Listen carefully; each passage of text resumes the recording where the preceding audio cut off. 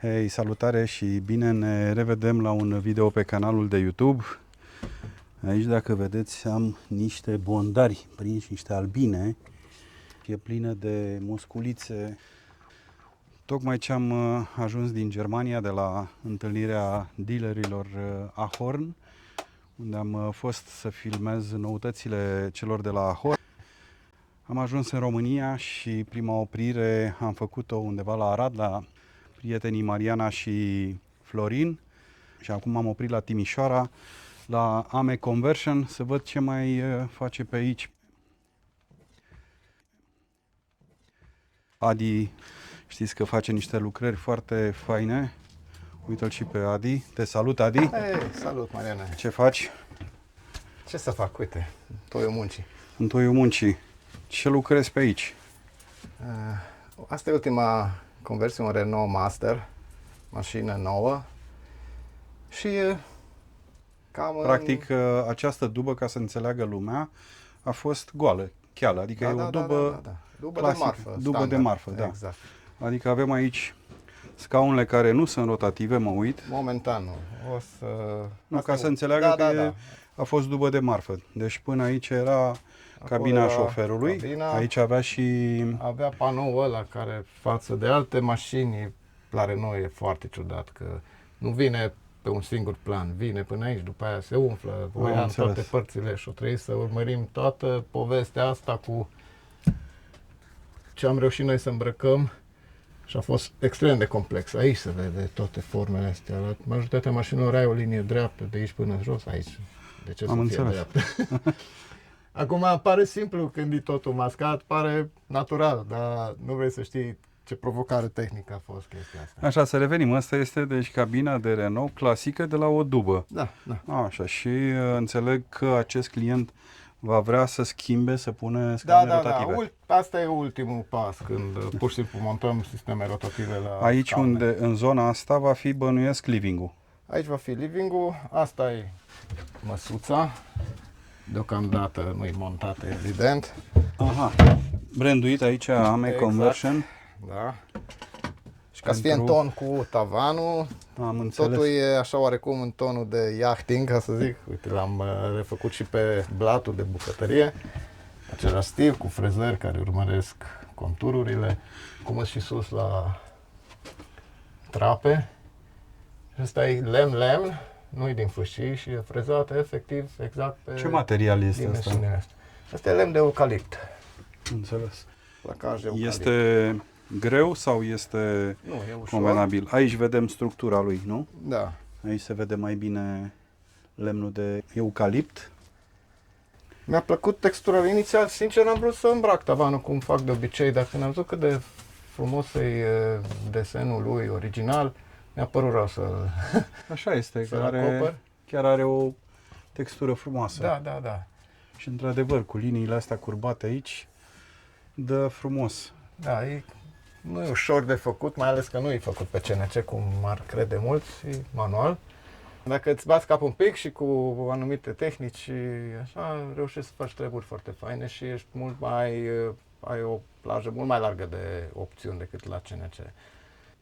Plus de asta, prea pot folosi CNC-ul în spațiu analogic, adică eu plec de la un caz dat, uite, ăsta, trebuie să se emuleze exact pe forma asta și aia din spate, care nu se mai vede acum. Ca să faci la CNC asta trebuie să o scanezi, să o proiectezi 3D, să o dai la tăiat, durează până faci toate fazele astea, pusă pe poziție deja. Aici ai făcut un spațiu foarte mare, da. Destul de mare, destul de încăpător. Iau de mâna mea cât... Și aici, în partea asta, l-ai căptușit cu pâzlă. Sigur că da, totul e căptușit cu pâzlă. Și în spatele e Armaflex-ul. Am înțeles, de e așa moale în zona asta. Așa e. Armaflex de cât folosești la... De 25 mm. Ok. Și aici am pus un pic, acum nu se simte, dar e tocmai pentru că știu ce înseamnă să intri, să ieși din zona asta, multe capete se... Și atunci am pus și pâslă și un pic de Armaflex de desubt, să fie mai prietenos cu primele tentative. Aici zona asta iarăși a fost extrem de complicat de făcut, că la Renault e singura mașină care are șina asta nenorocită care iasă înăuntru Asta de aici, da. Da, acum apare în regulă, dar ea pur și simplu e așa în aer, în mijlocul mașinii. Și atunci trebuie să-i construiesc piesa asta, foarte complex de făcut, din lemn, cu forma asta. Bă, văd că e și curbată. Păi sigur, e greu să o curbezi pe două direcții. Și peste ea am mai pus-o pe asta, dacă veneam cu asta direct până aici, dădeai cu capul în ea. Și atunci am venit din două trepte și aici avem lumină. Asta e exterioară, mă rog, fiind zi nu se observă. Aici am mai reușit să scot un mic spațiu de depozitare. Aici sunt ceasurile de apă și curată murdară, victronul, ăsta e de la Truma, evident. Încălzirea este pe Truma combi. truba combi, nu? Uite, masa practic va sta pe aici. Asta va fi living-ul și masa Da. va veni undeva în zona asta. Să fie cu picior din ăla Da, da. și pur și simplu o să-l pun un pic excentric, așa încât când o rotești să vină mai înăuntru când nu trebuie. Și probabil că o să scot și o să și băgăm undeva pe aici, în spatele spătarului.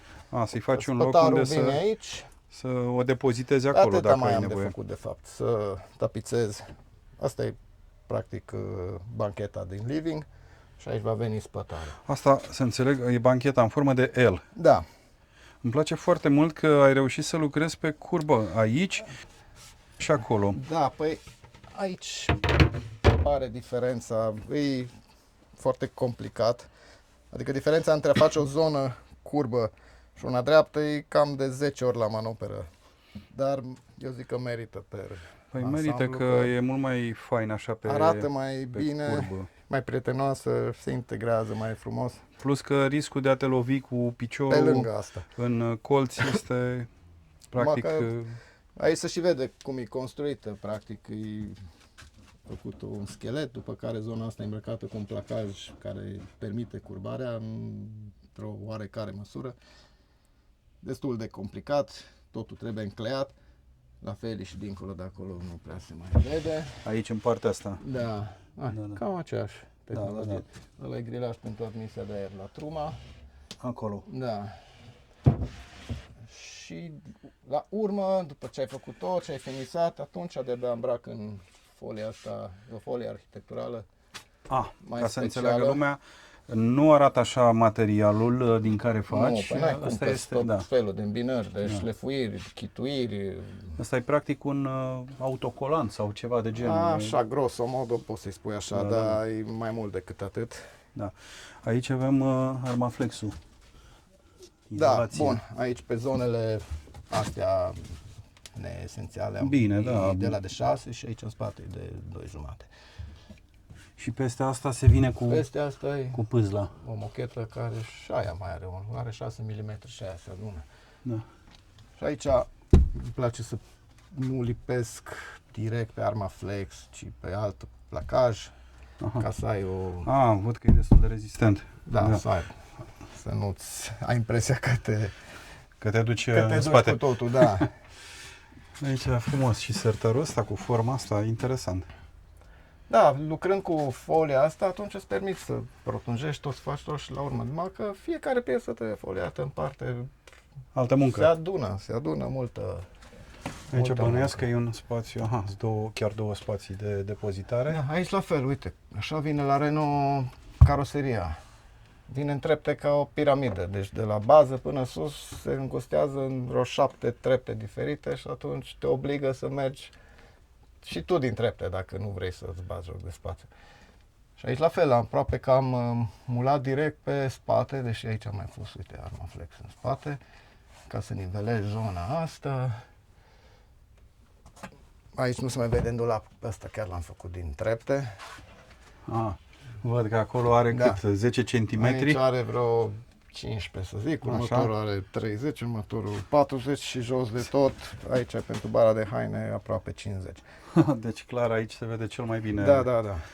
cascada asta, să spunem așa. Chiar și la astea sunt la super limită, adică am tras de peretele ăsta, l-am pins maxim până aproape a atins primul obstacol din spate. Bineînțeles, mai vin capace puse la toate, acum încă e șantier.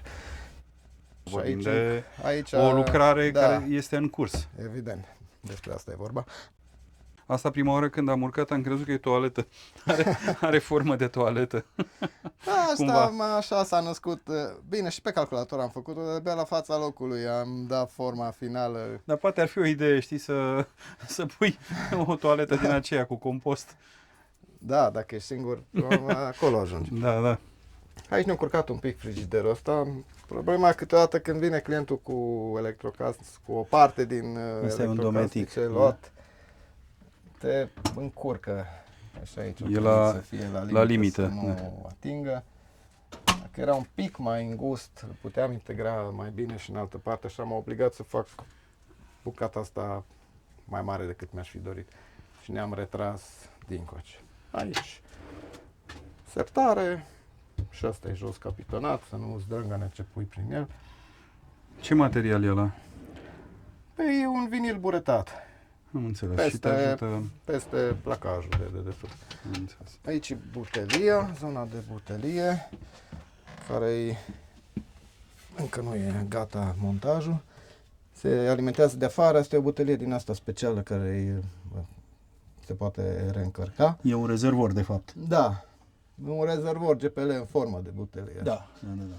Și pentru asta o trebuie să etașez toată zona asta, aici să-i fac până în priza exterioară, iarăși făcut o țeavă care să etanșeze perfect, că dacă există cumva orice scurgere de gaz, totul se adună aici, iar afară, jos se vede grilaj. Da, pe aerisirea respectivă. Da. Și atunci ești în siguranță cât de cât. Aici mai reușit să mai înghesuim un separat. Aici am reușit să folosesc și minimul ăsta de spațiu ce i-am pus și lumină. Da. Asta e foarte util, că aici ați fost băga toate borcanele alea cu piper, cu condimente și în așa mod mai normal, departe. Sau... 90% îi trag o placă aici dreaptă și asta e.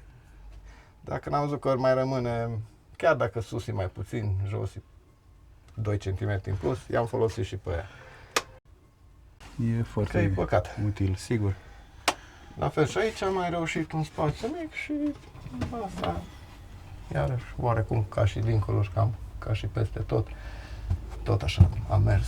Efectiv, am folosit spatele mașinii, capotonat frumos, cu armaflex, ca să nu mai trebuiască să-i pun eu în spate, că iarăși îmi furam un loc aici mai jos, e mai adânc. Că se observă cu camera mai bine. Și așa cum îmi place de obicei să fac băile astea care, când nu le folosești, uite cât spațiu ai. Și când ai nevoie de ele, totul oculisează pe aceste șine, sus și asta jos. Asta iarăși handmade, uite-te, toate piesele astea sunt practic îmbinările dintre profile care nu există în mod curent. Și atunci le-am proiectat 3D, care nu vei să știi cât durează. 10 de ore de muncă cu proiectarea, cu printarea 3D, astea sunt prebuturi. Nu mi-a plăcut cum a ieșit aici și am făcut altele. Dar... E vorba de piesele astea de la îmbinare. Da. I-am as murdare că nu sunt terminate. Acest placaj se scoate? Da, aici e cada practic de duș. Practic e cădița... Asta e doar un capac și... Așa cum aici devine cada de duș. Cada de duș. Care e cu câțiva centimetri mai jos, ceea ce pentru o persoană mai înaltă este suficientă. Și dacă nu aveai loc, nu ai problema. Mai sunt persoane care au 2 metri și peste puțin. Să-și asume și așa, dar toată lumea e ciudă pe ei că sunt alți, măcar acum să ne bucurăm și noi, că avem un avantaj. Așa, am uitat să zic că asta e podea încălzită. Toată podeaua e supraînălțată, se și vede, treapta aia practic. Deci stai așa să cobor eu un pic. Treapta asta, de asta zici, da? Da. Sunt aici vreo 10 cm minim. 12 cm, da. Asta fiindcă așa e Renault, că, repet, Renault trebuie să fie un pic altfel. La Fiat Ducato cu 12 cm ești la nivel cu cabina aici, cu 12 încă nu sunt, dar n-am vrut să merg mai mult de atât, că era deja prea mult. Și prin toată podeaua asta circulă aer cald, printr-o rețea de... nu-i tubulatură, o rețea de ghidaj cu izolații, cu folii și așa mai departe. Și inclusiv în spate. Nu, în spate de tot, nu, fiindcă acolo e garajul și n-are sens. N-are sens. Că Doar în spodea zona unde stăm cu picioarele. Până aici se și vede iarăși aceeași diferență. Dar numai bine asta mi-a permis să scufund cada și să folosesc o cadă mai generoasă, să fii sigur că nu dă nimic pe lângă. Și tot asta, practic, tot ce se scurge de la duș se scurge în canalele astea și curge prin găurile astea înapoi în cadă.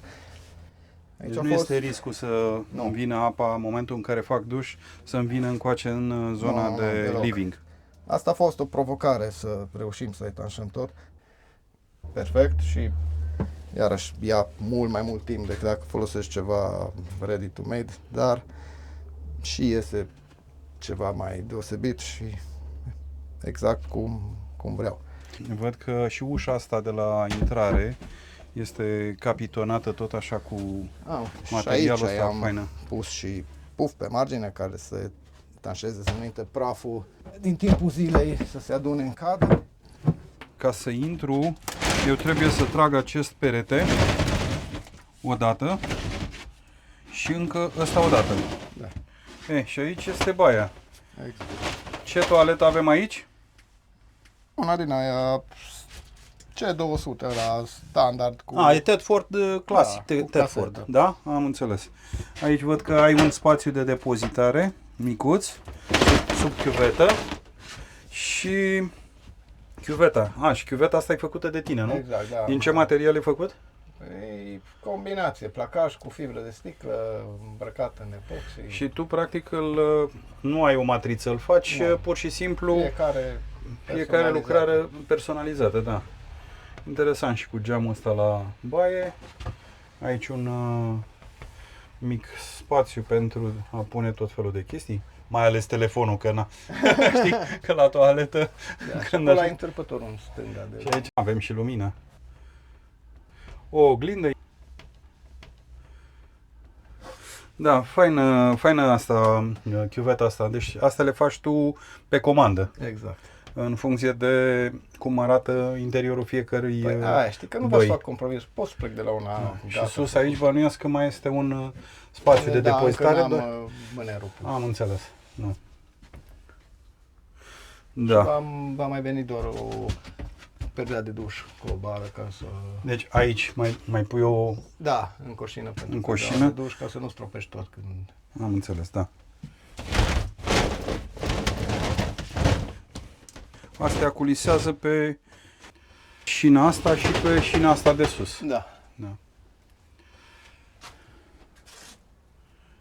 Aceea e diferența de care povesteai, nu?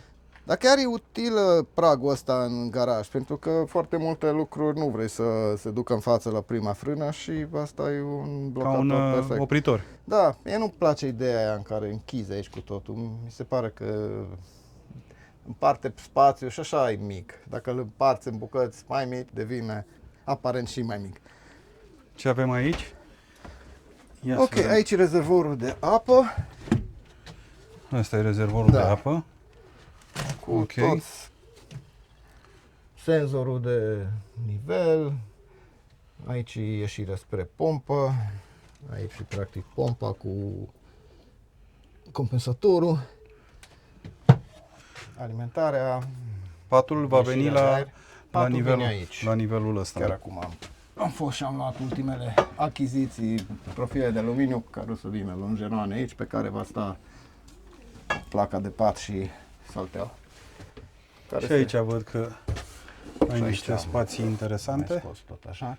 Prize de încărcat telefonul, bănuiesc că... Sunt aici de desubt. Da.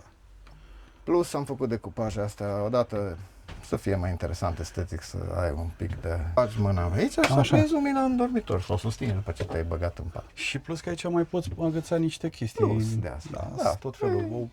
Tot e să nu ai impresia că ăsta e un mâner, e destul de solid, dar parcă nu mai. Nu-i chiar de sprijinit. Nu-i chiar să te sui pe... După ce bei câteva beri. Da. După aia m-am gândit că poate n-am fost inspirat, poate trebuia să-i las și aici una, că așa te tentează. De ținut ține. Da. Aici iarăși mai sunt niște încărcătoare. Acum avem nevoie de tot felul. Și astea sunt pe direct? Da. Aici la fel, Am decis inițial să stea cu capul acolo, dar am mutat capul dincoace. Persoanele vor sta cu capul da, pe partea pasagerului, ca să vor, dar ideal așa ar fi, pentru că aici am coborât mai mult un pic cu corpul ăsta generos. Tot din cauza Renault, care are, repet, treptele astea de sus în jos. Trebuie să fac și eu corpul în trepte, să pot folosi spațiu. Dacă mergeam cu ăsta, la nivelul ăsta până sus, sus nu mai rămâne aproape nimic înăuntru. Sau dacă mergeam cu ăsta și mai în spate, ca să nu dai cu capul în el, iarăși nu rămâne nimic. Aici am făcut asta dublă, pentru că în interiorii, într-un fel, geometria, ca să se potrivească perfect până în capăt acolo, în exteriorii mult mai mică și se potrivește perfect. Pe zona de exterior am înțeles. Da. Da, toate astea acum apar natural și îmi place se integrează foarte frumos, da. Nu sare nimic în ochi, asta e cel mai greu, să nu sară nimic în ochi. Numai pentru piesa asta iară s-a lucrat 2-3 zile. Aici văd că ai montat un max fan. Și în față și în spate, două max fanuri. Deci așa a vrut proprietarul. Mi le-a pus în brațe, vreau două. Sigur că dacă altcineva vrea aer condiționat, poți să-i montezi aer condiționat. Și zi-mi acum aici, în zona asta, în cutia asta. Zona electrică. De data asta am mers pe Victron integral. Tot pentru că așa a fost dorința. De cât este bateria? Bateria asta e de 200 de amperi. Asta e inverter charger, adică se încarcă și de la sursă externă. De 2000, nu? 2000. 2000, acolo am văzut, da. Ne-am pus mai de mult, mai de rețin. Un MPPT de 100 cu 30. Așa, sus avem un panou solar de 350 sau 2, uite, vezi că nici nu mai țin minte. Și asta este... Și asta este DC-DC, cel ce îți încarcă bateria de la alternator. Acolo sunt siguranțe. Ai prize 230, nu? Pentru 230 aici. Și prin mașină mai sunt mai multe. Mai e una în zona living, asta de la bucătărie, care ați și văzut-o. Ce e de remarcat e cum e pozat și cum e conectat tot, adică nu e o păinjeniș de cabluri, toate trase frumos, elegant, nu numai că frumos, că e asta e scoala noastră de etichetat cabluri. Da, cablurile. Ăla e BMS-ul de la baterie, că Victron are BMS-ul separat. Aici iarăși siguranțe, asta e un general, alte siguranțe. Acum când e gata tot, pare simplu. Pare simplu și frumos. Hai să ne uităm un pic aici la ușile astea din spate. Au la fel capitonaj ca și celelalte uși. Da, aici am vrut și am și reușit. Tot din cauza geometriei ușii am reușit să bag plasa și cu rulourile în spate. Îmi place așa, că să nu se mai vadă rama aia. Da, interesant. Și asta a fost complicat, că aici nu prea intra, în fine. După care i-am mai făcut și o bordură exterioară să-i dea un pic de geometrie la toată ușa. În jos astea pur și simplu capace. Da. Le-am refăcut și le-am recapitonat, că erau... În Timișoara, dacă... Și nu numai, cum se spune, și în Timișoara, atât în Timișoara cât și în toată țara. Da. Așa. Dacă cineva vrea să facă o conversie, să spunem aproximativ cu ce vedem aici, te poate contacta. Cum se procedează? Cât costă, de exemplu, manopera, să spunem așa, în mare, la o conversie? Vorbim în mare, că știm, pentru a face o ofertă corectă, trebuie să știi toate detaliile. Corect. Acum o să spun sincer, genul ăsta de manoperă care îl abordăm noi nu e, nici n-ar trebui să fie din zona de low cost. Că nu e. Păi nu ai cum. Nici dacă vrei calitate. Ca să spun sincer, dacă vrea low cost, zic, fă-o singur că poți. Dacă nu te interesează cum arată, n-are sens să discutăm. Adică e păcat de know-how care îl avem să nu îl fructificăm. Adică dacă putem face frumos, rotund și să arate totul ca de fabrică, nu-mi vine să fac altfel. Grosomodo, undeva între 10-15.000 de euro ar fi manopera. Manopera. Plus, evident, materiale. Da, mai e ceva. Având manopera asta, de multe ori folosim materiale mult mai ieftine. Adică, poate unii pun manoperă mai puțin, dar cumpără de sute de euro panouri gata făcute. S-ar putea să ajungi cam tot pe acolo. Este clar că o mașină făcută, o conversie, poate ajunge chiar cât o mașină de fabrică, dar după părerea mea cred că e mult mai bine realizată, pentru în primul rând ți-o faci după aici. Necesitatea ta. Uite cum sună. Da. Totul nimic nu clintește, nimic nu mișcă. Ceea ce la un campervan de serie Nu cred că ai nu prea curaj găsești să așa tragi ceva. de ele prea tare. Sau găsești, dar la niște prețuri Da, din nou, la peste 100.000 de euro. Cam asta Sau, e regula, cam cât dai atât primești. Nu prea poți să primești totul pe bani puțini. Da. De exemplu, majoritatea folosesc profilele astea așa crude, din aluminiu, cum sunt acum, nu-și mai dea seama. Da, eu mă chinui și îl îmbrac și pe ăsta. Doar îmbrăcatul ăsta e extrem de complicat, pare simplu, dar nu e, că e lungă, se lipește folia de tot. E greu să faci îmbrăcămintea asta, să te întorci cu ea pe toate, dar în final, uite ce fain arată. Perfect integrat. Clar. La fel, toate. Adică, până la urmă, din detaliile astea, suma unor detalii bine făcute dau un lucru închegat și Exact. bine făcut. Adi, mulțumesc mult pentru faptul că ți-ai făcut timp să știu că ai de lucru. Mersi. Dar ți-ai făcut mersi că... timp. Mie îmi face plăcere să mă opresc pe drum, să mai văd prietenii, să mai văd oamenii care sunt în industrie, să mai aflu noutăți, să mai văd lucruri noi. Mă bucur și eu că ai avut disponibilitate. Mă bucur că te-am prins într-un plin șantier, ca să spun așa. Da, partea bună e că m-ai prins cam spre final și chiar avem ce vedea. Nu că înainte n-ar fi fost, dar poate era mai greu de înțeles. Clar că în momentul în care vii și ai doar o dubă goală și pus doar 3 lucruri, atunci nu prea îți dai seama. Da. Și din păcate cam mai e 80% din stadiu, cam așa arată. Și clienții multe ori vin, mă, dar n-ai mai făcut nimic. Am făcut o grămadă, dar nu le vezi tu. Doar clar. Aici e diferența și exact cum zic și cu partea electrică și infrastructura, tot ce e pe dedesubt și nu se vede, e extrem de complex și complicat. Da. Mult succes și sper să ne vedem, mai ales că cred că trebuie să mai vin destul de rapid la Timișoara. Am eu un feeling așa că mi-a șoptit o păsărică că te vei muta într-o locație nouă. Exact, da, avem o hală nouă, în sfârșit vrem să scăpăm de aici.